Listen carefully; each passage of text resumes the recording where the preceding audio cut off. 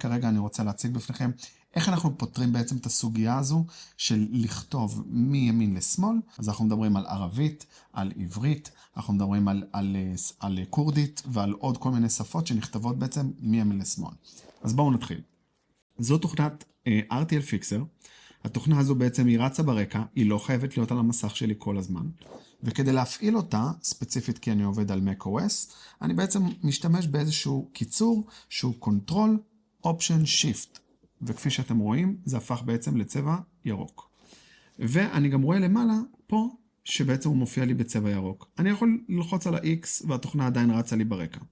כאשר התוכנה רצה ברקע, כלומר הלחצן הופך להיות ירוק, בעצם אני יכול ממש להיכנס כבר לתוכנת Affinity ולהתחיל לכתוב בעברית. אני ארשום עכשיו מה המצב, שלום לכולם.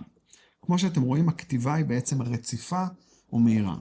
מה היה קורה אם הייתי מקבל את RTL Fixer? למעשה הייתי כותב מה המצב, וכמו שאתם רואים, זה בעצם הופך להיות הפוך, שזה דבר מאוד מעצבן. אז ה-RTL Fixer בעצם פותרת לנו את הסוגיה הזו, אנחנו מפעילים אותה שוב, ולמעשה יכולים לכתוב ממש מה המצב, ופשוט ממש לעצב בצורה רגילה. חברים, אין פה שום הגבלה מבחינת כל מה שקשור לפונטים, אני יכול לפתוח איזה פונט שאני רוצה לצורך העניין.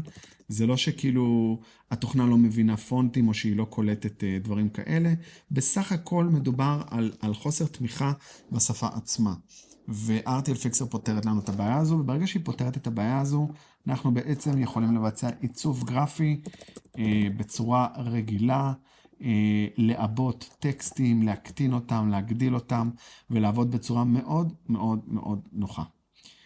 מה RTL Fixer עוד מאפשרת לנו לעשות? יש לי פה טקסט שהוא בשפה העברית, אני לוקח, נגיד, אני אוהב עיצוב, אוקיי? אני הולך לפה, אני מדביק, וכמו שאתם רואים, זה מדביק לי את זה.